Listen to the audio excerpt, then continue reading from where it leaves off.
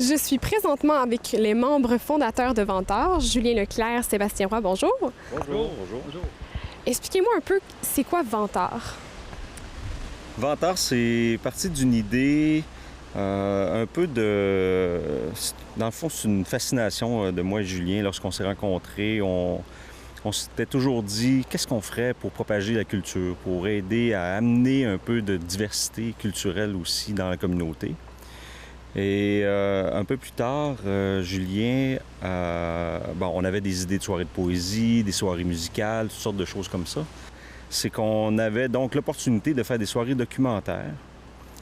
Et à partir de ce moment-là, on s'est dit, ben voilà quelque chose qui va nous lancer, qui va lancer de façon ponctuelle et même régulière des soirées où on pourrait inviter des gens à assister à un film et en même temps partager l'expérience, discuter avec les réalisateurs de films documentaires.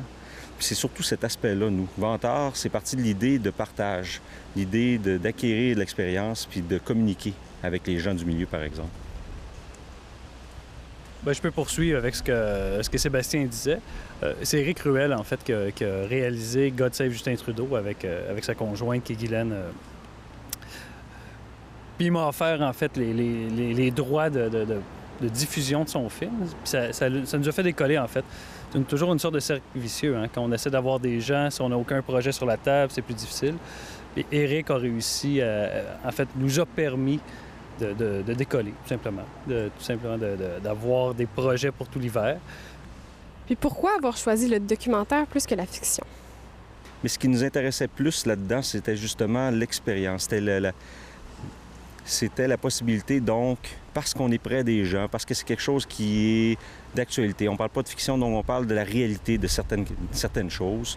Donc, un peu informatif, même à la limite. On voulait donner l'opportunité aux gens de discuter de certains aspects qui étaient approfondis dans les documentaires. Tandis que dans la fiction, c'est peut-être plus difficile d'accès aussi que le documentaire. C'était un lien. Nous, on était en plus amoureux de ça. Moi, personnellement, en tout cas, j'aime beaucoup le côté informatif, le côté document réel de documentaire. Au lieu, la fiction, c'est intéressant, mais c'était moins offert dans la région. On a un côté, je pense, assez engagé pour ceux qui nous connaissent. Puis les documentaires amènent un côté social ou vraiment des questions sociétales, en fait, qui sont touchées puis surtout approfondies. Puis on a présenté plein de films sur des sujets qui nous touchent beaucoup puis qui ont touché les gens qui étaient présents, où on a pu approfondir un petit peu, comme Sébastien disait, de beaucoup les sujets, que ce soit politiques, environnementaux, problèmes de chômage, d'assurance-emploi, tout des sujets à la base qui nous touchaient.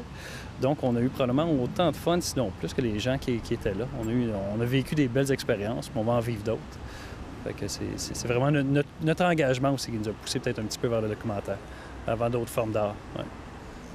Puis, vous présentez vos films au Pavillon Wilson, à Coteaux-du-Lac. Pourquoi avoir choisi précisément Coteaux-du-Lac et le Pavillon Wilson?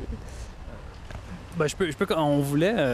Sébastien, tantôt, a dit qu'il y avait déjà une certaine offre dans la région. Puis évidemment, la ville qui répond le plus présentement au niveau de l'offre culturelle, peut-être Vaudreuil, Dorion. On voulait sortir un peu de Vaudreuil. On cherchait une autre salle, peut-être plus vers Soulanges. On voulait aller un petit peu plus vers l'ouest. Quand Sébastien disait qu'on voulait amener un petit peu la culture ailleurs, mais ça a été un petit peu ça aussi. Puis le pavillon, pour y avoir été, la salle répondait en fait à tout ce qu'on voulait. Il y a un écran, il y a un système de projection déjà en place. La disposition de la salle, des chaises, des tables, tout est parfait pour, en fait, ce qu'on voulait faire. C'est une soirée très, très conviviale où les gens sont assis pour faciliter, en fait, la discussion, même après les films.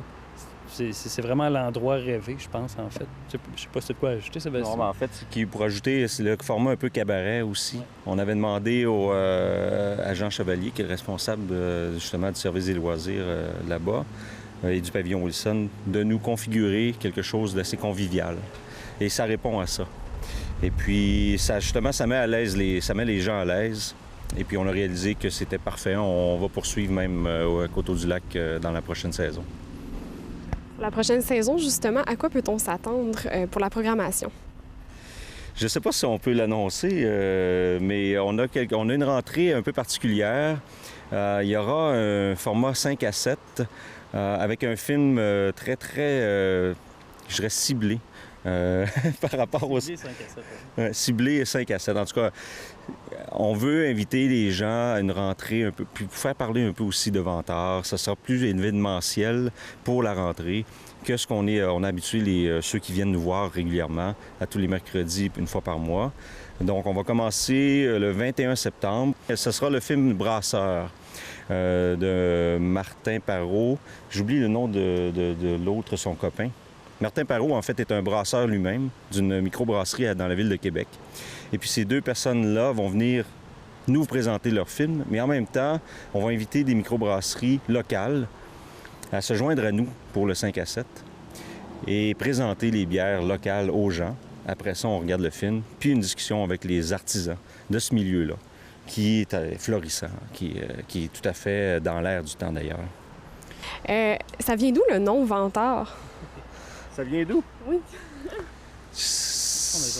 Ah oui, bien là, comme des journées comme ici, moi, depuis que je suis ici depuis l'an 2000 dans la région, et puis je trouvais le mot suroît, je trouvais qu'il était surutilisé, entre autres.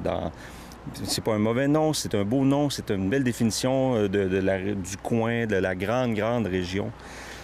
Mais je voulais pas utiliser ça. Hein. Puis le côté vent nous plaisait, je pense, à tous les deux. Il y a quelque chose de très caractéristique avec la région par rapport au vent, puis l'idée de propager quelque chose. Moi, à un moment donné, pour le plaisir, j'avais dit insuffler le goût de la découverte. Et puis, on en est venu à jouer un peu avec les mots comme ça. Et puis, on a combiné Vantard, un peu parce qu'on aime aussi le jeu de mots. Évidemment, c'est très évident qu'on veut vanter quelque chose, puis peut-être que nous aussi, on l'est un peu en même temps, mais ça, c'est un détail. Mais au fait, Vantard, peut-être, éventuellement, on voulait se donner l'opportunité d'agrandir la famille de l'offre de Vantard. En fait, agrandir l'offre. L'art n'est pas seulement dans la cinématographie, c'est un peu partout. On a parlé de poésie au début de l'entrevue. Ça pourrait être autre chose que du documentaire ou des choses supplémentaires éventuellement.